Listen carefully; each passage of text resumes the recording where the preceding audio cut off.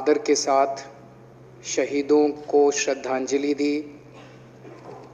भगत सिंह जी, सुखदेव, राजगुरु, उन लोगों को कल के दिन फांसी दी गई थी।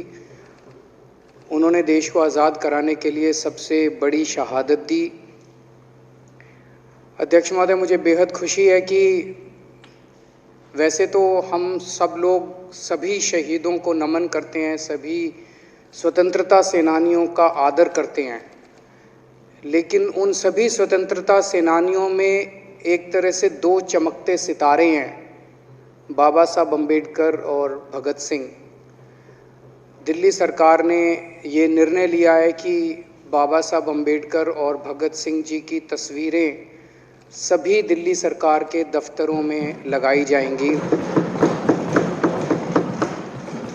कुछ दिन पहले पंजाब सरकार ने भी ये निर्णय लिया है कि पंजाब सरकार के भी सभी दफ्तरों में भगत सिंह और बाबा साहब अम्बेडकर की तस्वीरें लगाई जाएंगी। जब से ये ऐलान किया गया है, मैं तो सोच रहा था कि हमारे विपक्ष के साथी इसके ऊपर हमें बधाई देंगे, तारीफ करेंगे कि बहुत अच्छा निर्णय लिया गया। शुक्रिया।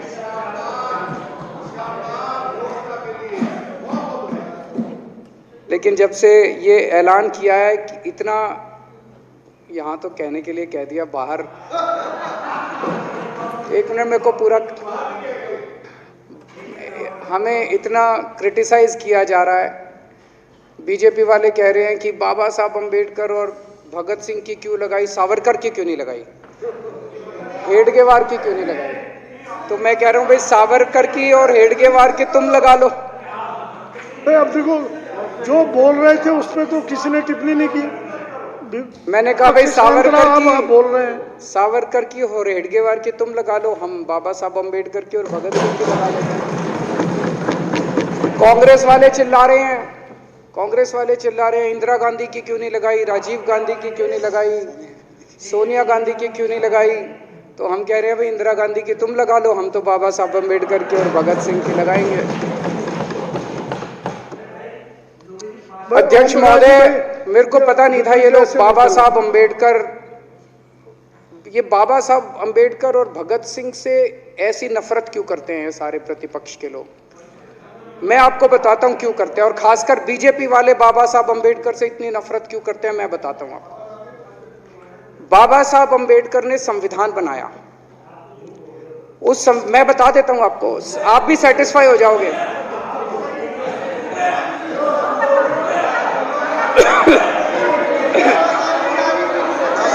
सुन के चले जाना। बाबा साहब का नाम सुनते ही वॉकआउट कर गए। बाबा साहब का नाम भी नहीं सुनना चाहते। बाबा साहब अम्बेडकर का नाम सुनते ही सुन तो लो।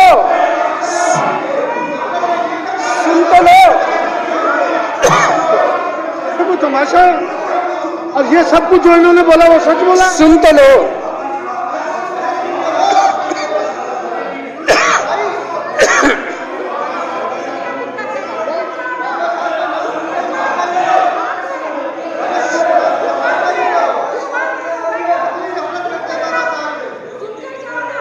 बाबा साहब अम्बेडकर ने, सदस्यों से प्रार्थना कर रहा हूं, अध्यक्ष महोदय, बाबा साहब अम्बेडकर ने, मुख्यमंत्री जी बोल रहे हैं, डिस्टर्ब ना करें प्लीज।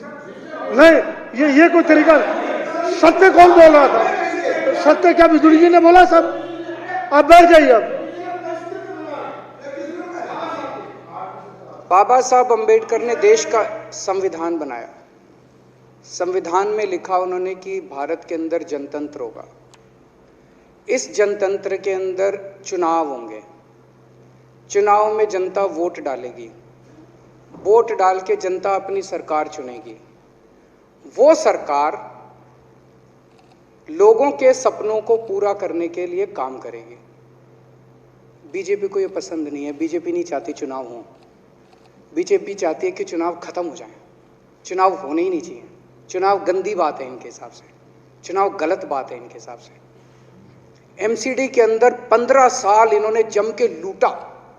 लूटने के सारे दुनिया के रिकॉर्ड तोड़ दिए। गिनीज बुक वालों की मीटिंग चल रही है कि हम भारतीय जनता पार्टी का नाम आने वाला है गिनीज बुक के अंदर, एनसीडी का और बीजेपी वालों का। शानदार इन्होंने परफॉर्मेंस किया है।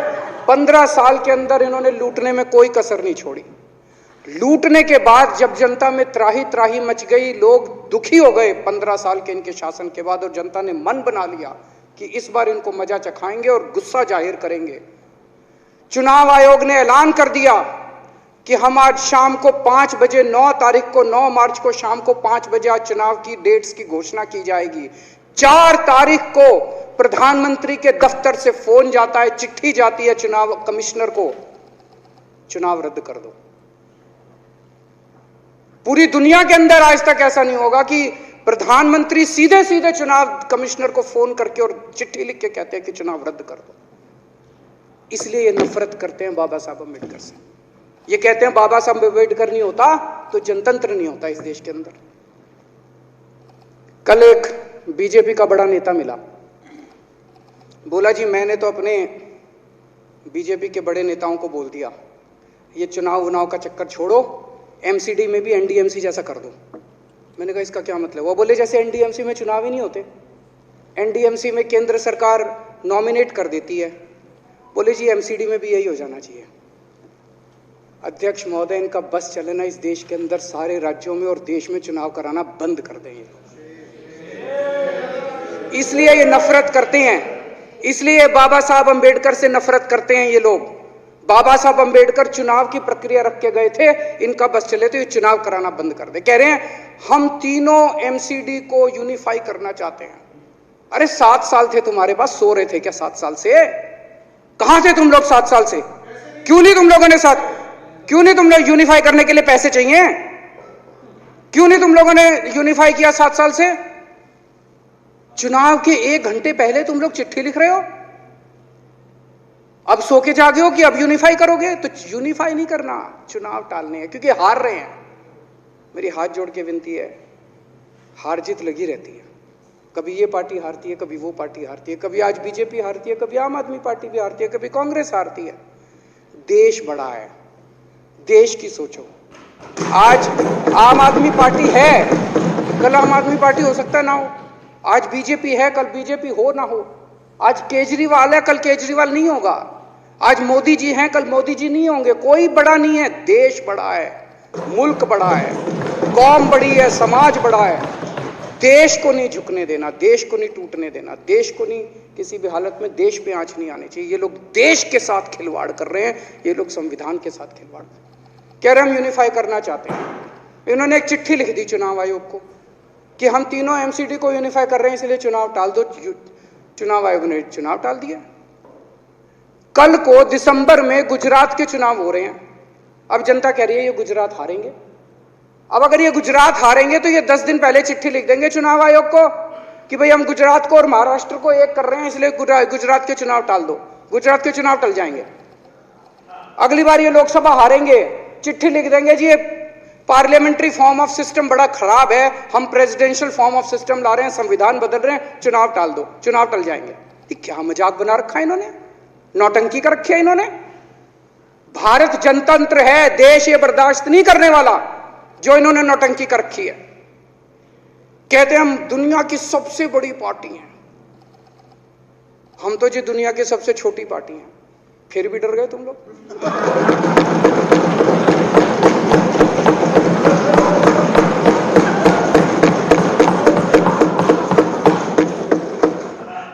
दुनिया की सबसे बड़ी पार्टी दुनिया की सबसे छोटी पार्टी से डर के भाग गई। क्या कायर हो यार। हिम्मत है तो चुनाव लड़के दिखाओ बीजेपी वालों, मान जाएंगे तुम। हिम्मत है तो चुनाव लड़के दिखाओ। कहते हो 56 इंच का सीना है, नहीं तो मान लो 56 इंच का सीना नहीं है, झूठ। नहीं तो मान लो कुर्ते के नीचे 56 इंच का सीना नहीं है, झूठ है ये। कल मैंने देखा, आपको भी बुरा लगा, मैं आपके कमरे में जब चाय पीने आया, आपने मेरे साथ अपना दुख शेयर किया कि जब एलजी साहब ने भाषण शुरू किया, ये सारे खड़े हो गए नारे लगाने। क्या कश्मीर फाइल्स टैक्स फ्री करो, और पीछे से 2 जने कह रहे थे दारू की दुकानें बंद करो। अब इनको भी नहीं पता आज नारे किस चीज के लगाने, ऊपर से आया तो था ऊपर से आया तो था। तो 2 जने कह रहे थे दारू की दुकान बंद करो, आगे वाले कह रहे थे कश्मीर फाइल्स टैक्स फ्री करो, फिर दूसरे वाले ने कहा बे आज कश्मीर वाला नारा लगाना है। तो जैसे रैलियां होती हैं उसमें कुछ टीवी वाले माइक लगा देते हैं कि हाँ जी किस लिए आए हो, तो वो यूं यूं देखता है किस लिए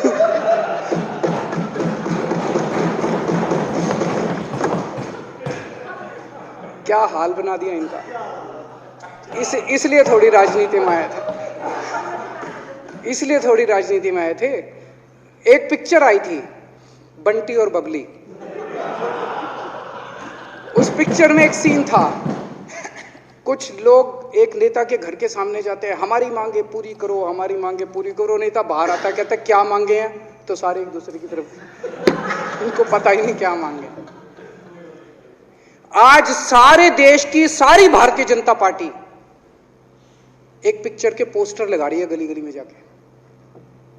पूरी सारी भारतीय जनता पार्टी देश में एक पिक्चर के पोस्टर लगा रही है। इसलिए राजनीति करने आए थे, पिक्चरों के पोस्टर। अपने बच्चों को क्या जवाब दोगे? घर जाके बच्चे पूछेंगे पापा क्या काम करते हो? पिक्चरों के पोस्टर लगाता हूं।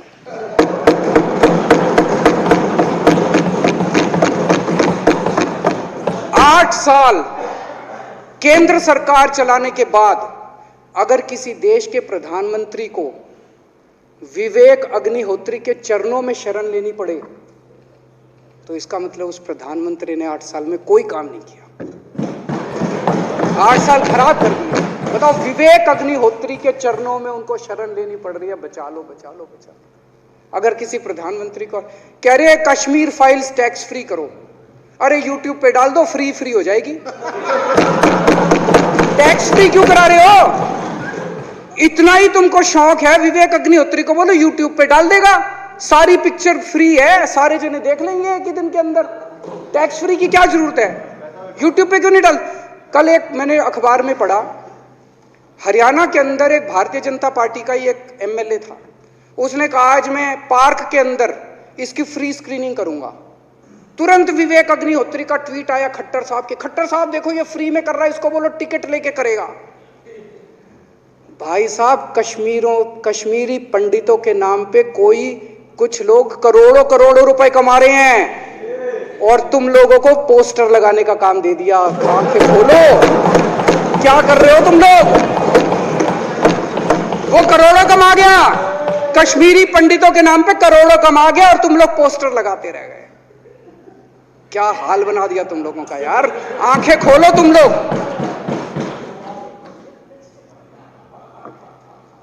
भेड़ बकरियों की तरह हाँक रखा है पूरे बीजेपी वालों को, भेड़ बकरियों की तरह हाँक रहे हैं। एक दिन बोले 3 का कृषि कानून लेके आए हैं, बहुत शानदार है, और फिर नीचे मैसेज आया भाई सारे जने तारीफ करो मोदी जी की। सारे बोले वाह मोदी जी वाह, क्या मास्टर स्ट्रोक है। और मेरे को याद है इसी सदन के अंदर इन लोगों ने उन 3 कानूनों की खूब तारीफ की थी, बोले क्या मास्टर स्ट्रोक है और क्या शानदार कानून लेके आए। 1 साल के बाद फिर आया भाई 3 कानून वापस ले लिए, बोलो फिर तारीफ करो मोदी जी की, भाई कानून बेकार थे मोदी जी। क्या इसी सदन के अंदर इन लोगों ने इतनी बेशर्मी, दिमाग पे ताला लगा रखा, इन्होंने कहा वाह मोदी जी वाह, क्या 3 कानून खराब थे आपने वापस ले लिया, देश को बचा लिया। क्या मास्टर स्ट्रोक, ये क्या हाल बना दिया आप लोगों का यार। फिर थोड़े दिन बाद बोले भाई दारू की दुकानों के खिलाफ करो, फिर सारे जने दारू की दुकान बंद करो, अब दारू ठीक हो गई दिल्ली में? आजकल तो शोर नहीं करते तुम लोग। अब कश्मीर फाइल आ गई, पहले कृषि कानून, रोज काम दे रखा है तुमको, कुछ ना कुछ ऊपर से आ जाता है, काम दे रखा है। अब दारू की दुकानें। मेरा एक ही निवेदन है मेरे बीजेपी के साथियों से, आप तो अपने ही हो, आप तो सब अपने, मेरे छोटे भाई बड़े भाई बिदुरी साहब तो बड़े भाई हैं मेरे, आप तो सारे अपने हो यार। थोड़ा सा देश के बारे में सोचो यार, थोड़ा देश के बारे में सोचो। हिटलर भी जो था वो कम से कम अपने चमचों को नौकरी देता था, रोजगार देता था। इतिहास उठा के पढ़ो, उसने रोजगार तो दिया था, इन्होंने क्या दिया आपको? आपके बच्चों को नौकरी दी? आपके घर में कोई खाने पीने का इंतजाम करा? आपकी बिजली का इंतजाम करा? केजरीवाल काम आता है आपके? आपके भी घर की बिजली फ्री कर रखी है। दिल्ली के 12 लाख बच्चों को नौकरी दी है मैंने, स्कूल ठीक कर दिए, अस्पताल ठीक कर दिए। आपके घर में कोई बीमार हो, केजरीवाल दवाई पहुंचाता है, मोदी दवाई नहीं पहुंचाता। केजरीवाल काम आया। मैं बीजेपी के सारे कार्यकर्ताओं से कहना चाहता हूं, थोड़ा सा दिमाग खोलो। बीजेपी के सारे सपोर्टर्स को कहना चाहता हूं, थोड़ा सा दिमाग खोलो। ये भेड़ चाल बंद करो, भेड़ बकरियों की तरह हाँक रहे हैं ये आपको, ये सब बंद करो। दिमाग खोल के सारे जने बीजेपी छोड़ के आम आदमी पार्टी में आ जाओ।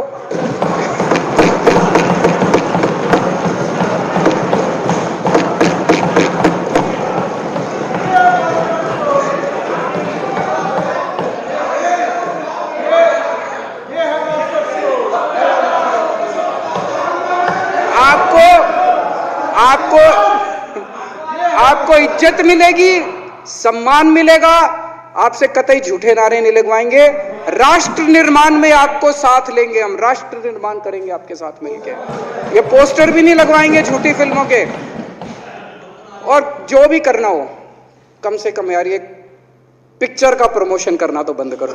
ये गंदे लगते हो तुम लोग, अच्छी शोभा नहीं देता आप लोगों को। यार आप अच्छे आदमी हो, कुछ करने आए थे राजनीति में, कहां पिक्चर के पोस्टर और प्रमोशन करने में लगा दिया। कल एलजी साहब की स्पीच पूरे देश ने सुनी। एलजी साहब को एक तरह से केंद्र सरकार का नुमाइंदा माना जाता है। एलजी साहब ने भी हमारी सरकार की कितनी तारीफ करी। 50% जीडीपी 5 साल के अंदर बढ़ गया। भारत में आज तक कभी किसी राज्य का नहीं हुआ। इतने शानदार काम दिल्ली सरकार ने किए हैं कि केंद्र सरकार द्वारा नियुक्त एलजी साहब ने भी दूसरी सरकार की, आम आदमी पार्टी की सरकार की भूरी भूरी शब्दों में तारीफ की। मैं एलजी साहब का बहुत बहुत शुक्रिया अदा करना चाहता हूं और इस धन्यवाद प्रस्ताव का समर्थन करता हूं।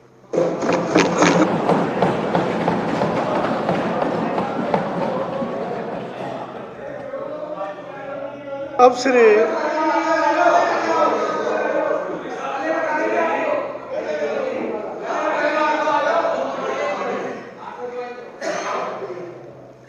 श्री गोपाल राय जी माननीय विकास मंत्री द्वारा प्रस्तुत धन्यवाद प्रस्ताव पर सदन के सामने है। माने कि यह सदन उपराज्यपाल द्वारा दिनांक 23 मार्च 2022 को विधानसभा में दिए गए अभिभाषण के लिए उनके प्रति हार्दिक आभार प्रकट करता है। यह प्रस्ताव सदन के सामने है। जो इसके पक्ष में हाँ कहें, जो इसके विरोध में ना कहें। हाँ पक्ष जीता प्रस्ताव पारित हुआ। माननीय उपराज्यपाल महोदय को इसकी सूचना दे दी जाएगी।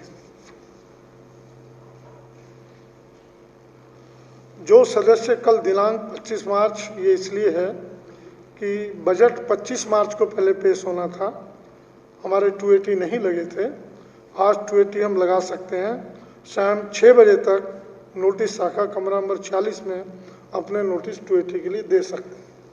शाम 6 बजे तक खुला रहेगा। अब सदन की कार्रवाई शुक्रवार दिनांक 25 मार्च 2022 नहीं अब प्लीज एमएलए आरएसएस के बारे में कुछ ऐसे शब्दों का इस्तेमाल किया तो नहीं होना चाहिए। तो मैं आपसे आग्रह करूंगा कि उन शब्दों को जरूर डंडा वही लगाएंगे।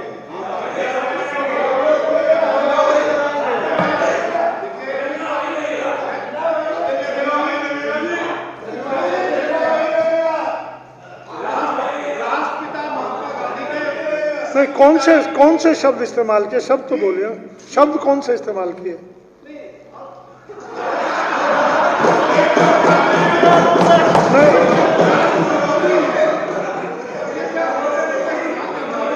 अगर कोई ऐसा शब्द इस्तेमाल हुआ है, आरएसएस देश विरोधी है, उसको हटा देते हैं बस।